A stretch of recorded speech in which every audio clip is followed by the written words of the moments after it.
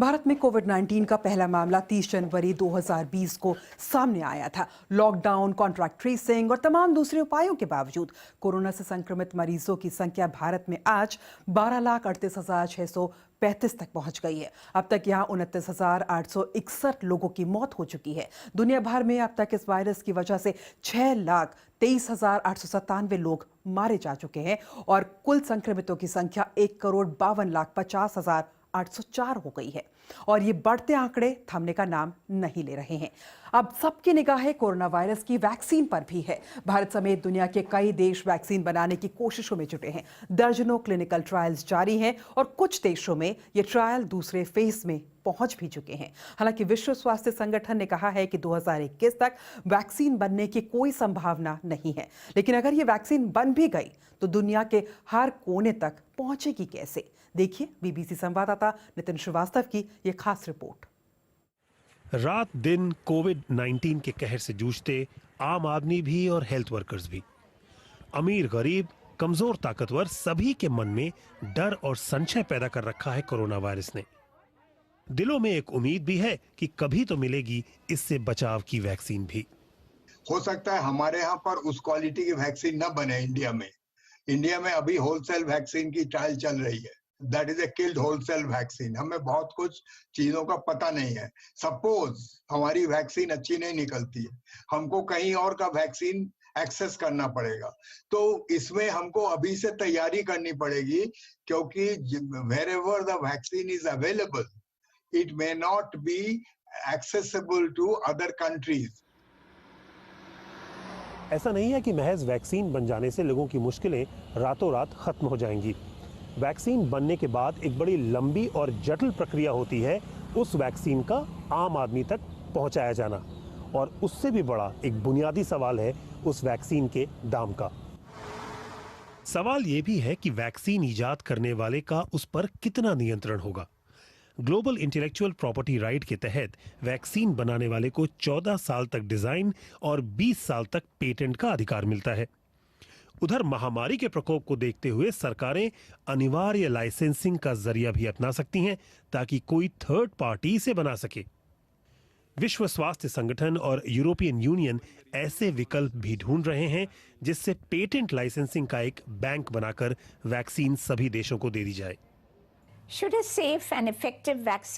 अगर एक सुरक्षित और असरदार कोविड वैक्सीन का निर्माण हो जाता है तो साल 2021 के खत्म होते होते लोगों तक उसकी 2 अरब डोज पहुंचाने का इरादा है। इसमें से 50% उन देशों में पहुंचाई जाएंगी जो लो और मिडिल इनकम श्रेणी में आते हैं। पर जैसे जैसे इस वैक्सीन पर रिसर्च बढ़ रही है, देशों को अपनी व्यवस्थाएं बेहतर बनानी होंगी ताकि दवा मिलते ही उसे लोगों तक पहुंचाने के कारगर तरीके पहले से तैयार हों।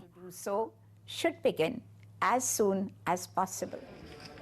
एक तरफ जहां दवा कंपनियों और सरकारों में एक कारगर कोविड वैक्सीन बनाने की होड़ सी मची है, दूसरी तरफ बहस इस बात पर भी छिड़ी है कि बनने के बाद ये पहले किसे मिलेगी और किसे नहीं। जाहिर है मरीजों के बाद पहला हक हेल्थ वर्कर्स, बच्चों, बुजुर्गों और गर्भवती महिलाओं का रहेगा।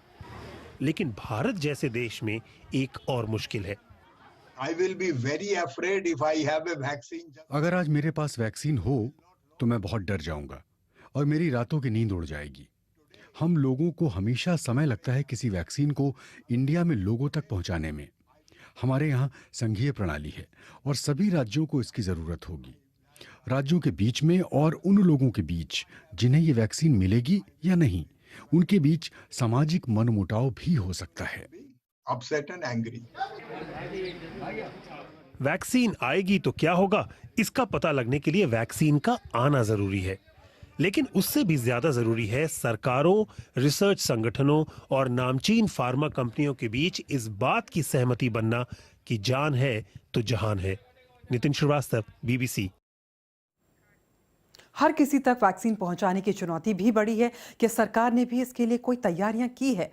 इस सवाल पर नीति आयोग के सदस्य वीके पॉल ने कुछ ये कहा।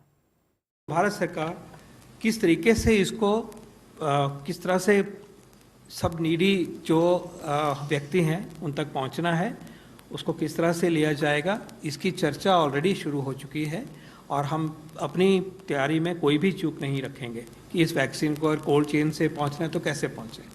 ये अगर वैक्सीन अडल्ट्स में दिया जाना है, आज तक जो वैक्सीन है वो तो बच्चों को देते थे, 2.5 करोड़ बच्चों को दे जाते हैं 4-5 बारी फर्स्ट ईयर में।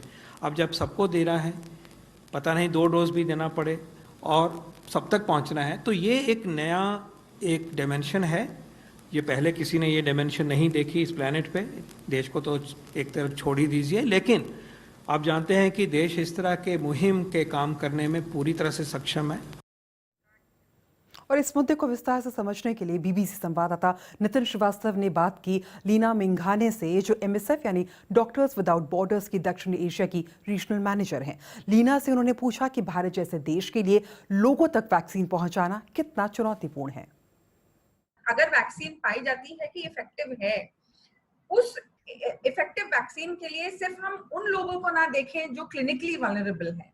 अगर आप देखें एल्डरली हैं या किसी को डायबिटीज है, उनको भी देखिए जो सोशली डिस्टेंस नहीं कर पा रहे, वो रास्ते में रहते हैं, वो माइग्रेंट्स हैं, वो रेफ्यूजीज हैं, तो उनको भी वैक्सीन प्राप्त कराना बहुत बड़ा चैलेंज होगा।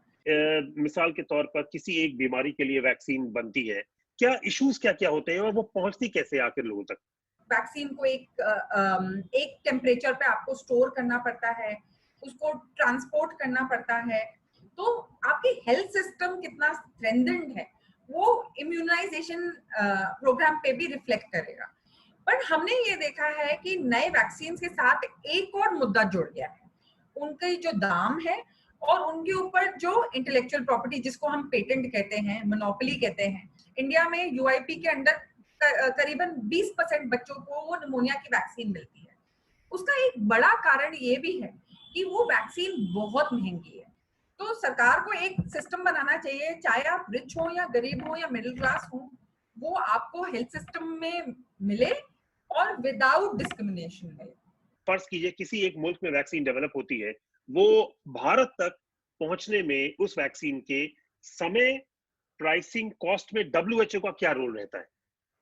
अगर आप H1N1 फ्लू की बात करें, उसमें वैक्सीन जो डेवलप हुई, कुछ रिच कंट्रीज, वेल्दी कंट्रीज ने उसको पहले खरीद लिया। तो WHO जो है वो कह रहा है कि हमारे को एक फ्रेमवर्क बनाना चाहिए जिससे सारे कंट्रीज को इक्वली ये वैक्सीन मिलना चाहिए। इसके साथ वक्त एक छोटे से ब्रेक के बाद जानिए